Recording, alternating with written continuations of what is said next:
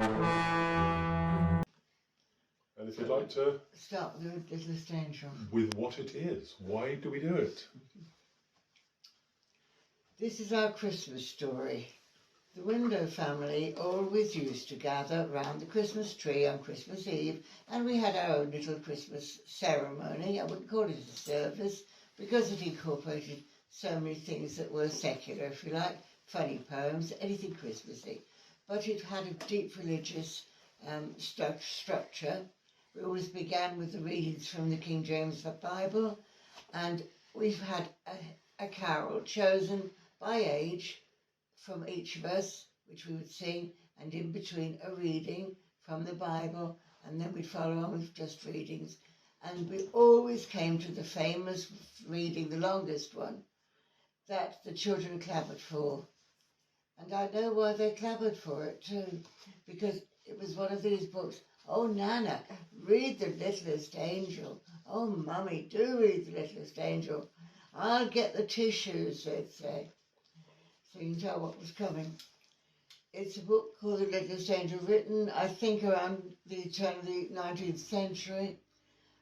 It's by Charles Hazewell, and this particular book I bought in Australia, and I think it's an American book.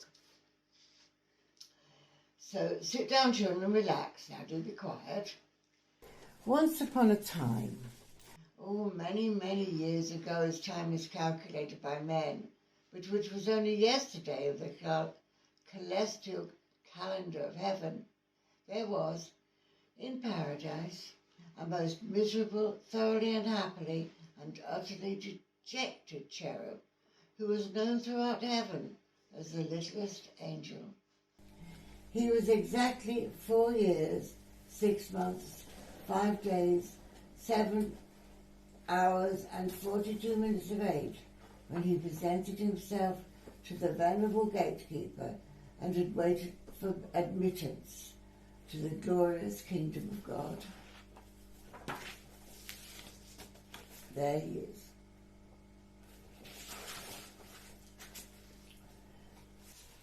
Standing defiantly with his short brown legs, here I'll show you, there he is, standing defiantly with his short brown legs wide apart, the Littlest Angel tried to pretend that he wasn't at all impressed by such unearthly splendour, and that he wasn't at all afraid, but his lower lip trembled, and a tear disgraced him by making a new furrow down his already tear-streaked face, coming to a precipitous halt at the very tip end of his small freckled nose.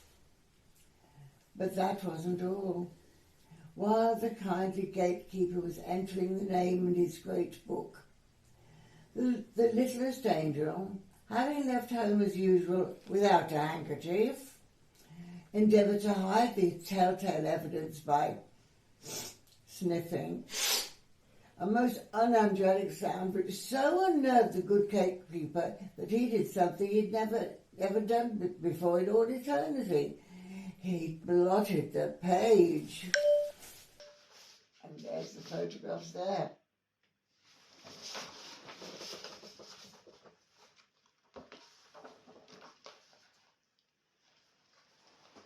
From that moment on, the heavenly peace was never quite the same, and the Littlest Angel soon became the despair of all the heavenly host. His shrill, ear-splitting whistle resounded at all hours through the golden streets. It startled the patriarch prophets and disturbed their meditations. Yes, and on top of that, he invariably and vociferously sang off-key at the singing practice of the heavenly choir, quite spoiling its ethereal effect. I don't know if you can see me or not. Yes, we can see each other. And being so small, it seemed to take him just as twice as long as anyone else to get to nightly prayers. The Littlest Angel always arrived late and always knocked everyone's wings askew as he darted into his place. There he is, rushing past all their wings. Although these flaws in behaviour might have been overlooked, The general appearance of the littlest angel was even more disreputable than his deportment. It was first whispered among the seraphim and cherubim, and then said aloud among the angels and archangels that he didn't even look like an angel. And they were quite right. He didn't. His halo was permanently tarnished, where he held on to it with his one hot chubby little hand as he ran. He was always running. Furthermore, even when he stood very still, it never behaved like a halo should.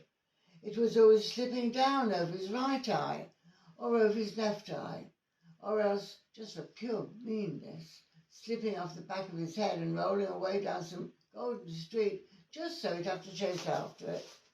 There he is chasing his halo, not a football.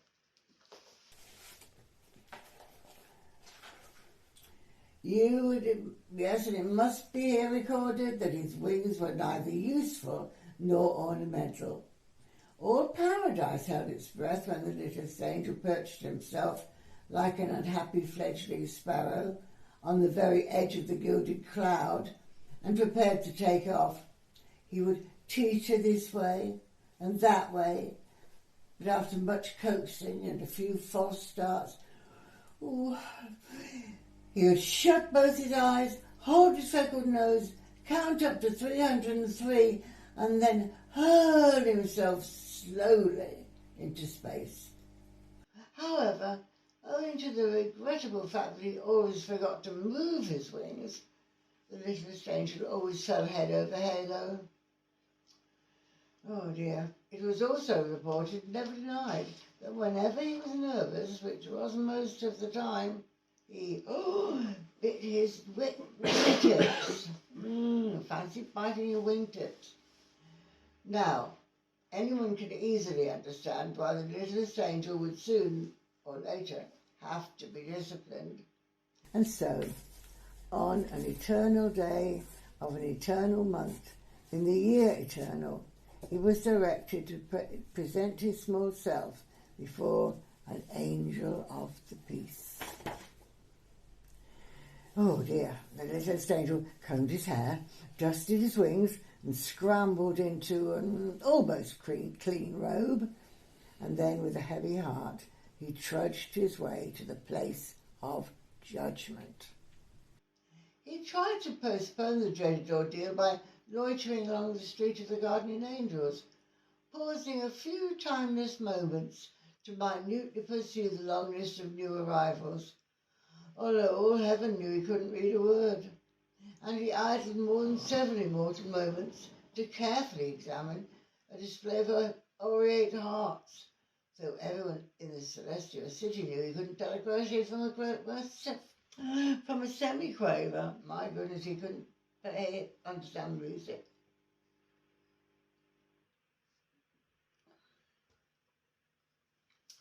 But at length, and at last, he slowly approached a doorway, which was surmounted by a pair of golden scales, signifying that heavenly justice was dispensed within. To the littlest angel's great surprise, he heard a merry voice singing. Whoa!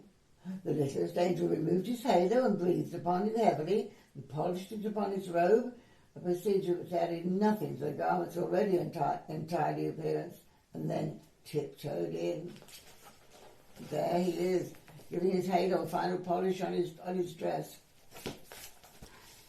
The singer, who was also known as the understanding angel, looked down at the small culprit, and the littlest angel instantly tried to make himself invisible by the ingenious process of withdrawing his head into the collar of his robe, much like a snapping turtle, like that. And there he is there, putting his head down, hoping no one will notice him. At that, the singer laughed, a jolly, heartwarming sound, and said, "Oh, so you're the one who's been making heaven so unheavenly. Come here, cherub, and tell me all about it." The littlest angel ventured a furtive look from beneath his robe. First one eye, then the other eye. Suddenly, almost before he knew it, he was perched on the lap of the understanding angel and was explaining how very difficult it was for a boy who suddenly finds himself transformed into an angel. Yes, and no matter what the archangel has said, he'd only swung once, well, twice. Oh, all right then, he'd swung 3 times on the golden gates, but that was just for something to do. That was the whole trouble. There wasn't anything for a small angel to do, and he was very homesick. Oh, not that paradise wasn't beautiful, but the earth was beautiful too. Wasn't it created by God himself? Why, there were trees to climb and brooks to fish and caves to play at pirate chief, the swimming hole, the sun and the rain, the dark, the dawn, and thick brown dust, so soft and warm beneath your feet. The understanding angel smiled, and in his eyes was a long-forgotten memory of another small boy in a long ago. Then he asked the littlest angel what would make him most happy in paradise. The cherub thought for a moment and whispered in his ear, "There's a box. I left it under my bed back home. If only I could have that. Could I have a drink, please, Sunshine?" Thank you. This stupid voice.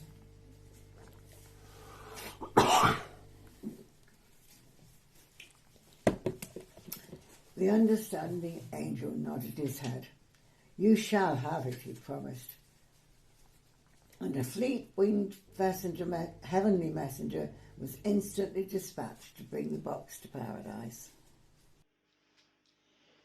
And then, in all those timeless days that followed, everyone wondered at the great change in the littlest angel. For among all the cherubs in God's kingdom, he was the most happy. His conduct was always above the slightest reproach. His appearance was all that the most fastidious could wish for, and on excursions to the Elysian fields, it could be said, and truly said, he flew like an angel. Then it came to pass that Jesus, the Son of God, was to be born of Mary of Bethlehem of Judea. And as the glorious tidings spread through paradise, all the angels rejoiced, and their voices were lifted to herald the miracle of miracles, the coming of the Christ child. The angels, the archangels, the seraphim and cherubim, the gatekeeper, the wingmaker, yes, and even the halo smith put aside their usual tasks to prepare their gifts for the blessed infant. Oh, but the littlest angel, he is really sad. He sat himself down on the topmost step of the golden stairs and anxiously waited for inspiration. What could he give that would be the most acceptable to the Son of God? At one time, he dreamed of composing a lyric hymn of adoration, but the littlest angel was woefully wanting in musical talent. Then he grew tremendously excited over writing a prayer that would live forever in the hearts of men, because it would be the first prayer ever to be heard by the Christ child. But the littlest angel was lamentably lacking in literary skill. What, oh what could a small angel give that would please the holy infant? Oh dear. The time of the miracle was very close at hand when the littlest angel at last decided on his gift. Then, on that day of days, he proudly brought it from its hiding place behind a cloud, and humbly, with downcast eyes, placed it before the throne of God. It was only a small, rough, unsightly box, but inside were all those wonderful things that even a child of God would treasure. And he's standing there with the box. A small, rough, unsightly box, lying amongst all those other glorious gifts from all the angels of paradise, gifts of such rare and radiant splendour and breathless beauty that heaven and all its universe were lighted by the mere reflection of their glory. And when the littlest angel saw this, he suddenly knew that his gift to God's child was irreverent, and he devoutly wished he might reclaim his shabby gift. It was ugly, it was worthless. If only he could hide it away from the sight of God before it was even noticed. But it was too late. The hand of God moved slowly over that bright array of shining gifts, then paused, then dropped, then came to rest on the lowly gift of the littlest angel. The sorry, another drink, please. Thank you.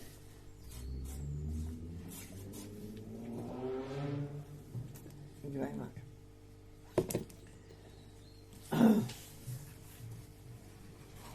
The littlest angel trembled as the box was opened, and there, before the eyes of God and all his heavenly host, what he offered to the Christ child.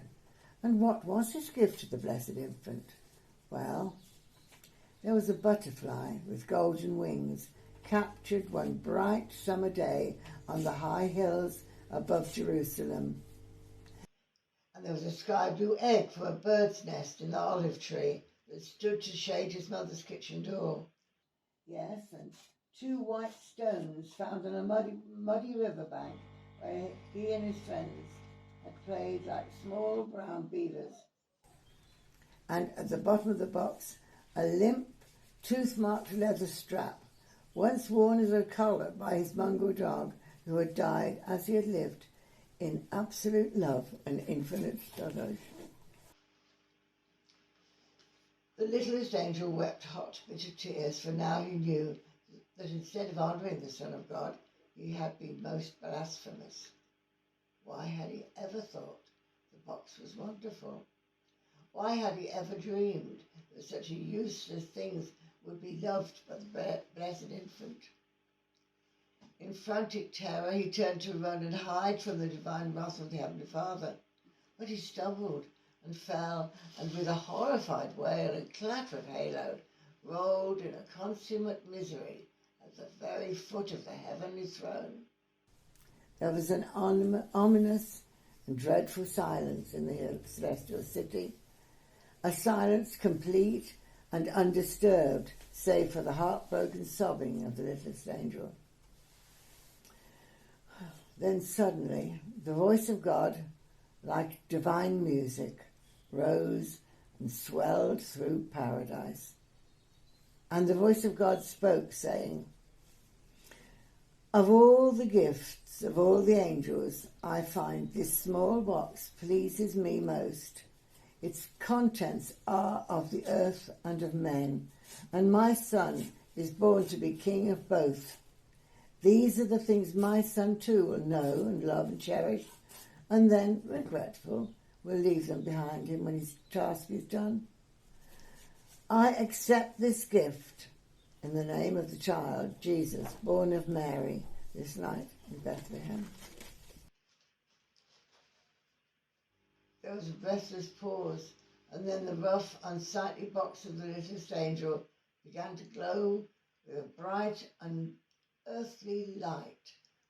Then the light became a lustrous flame, and the flame became a radiant brilliance that blinded the eyes of all the angels.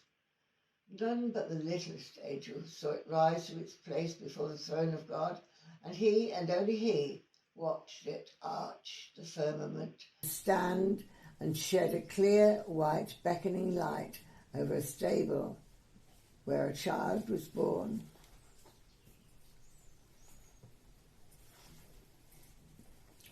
There it shone on that night of miracles, and its light was reflected down the centuries deep in the heart of all mankind. Yet earthly eyes, blinded too by its splendour, could never know that the lowly gift of the littlest angel was what all men would call forever the shining star of Bethlehem. Is that the end, Mother? You've got through it without blubbing. I got through. I usually break on the dog's the collar. Yes, same here. That's usually the bit. Reminds me of Georgie Girl. Yeah, it reminds me. It reminds me of all the boys we've had, and their dogs, and just generally children. And the book is by? The book is by someone called Charles Tazewell. Now it's American, obviously, or perhaps it isn't obvious, but it is for me. And it was first printed a very long time ago. I haven't got anything to tell me. No, 1913. But it's one that somewhere on the line it's caught my imagination, and because of that, I guess it's caught the families up. And that's the story that we had every Christmas. It always made me cry. Happy Christmas, everyone. Mm-hmm. Thank you, Mother.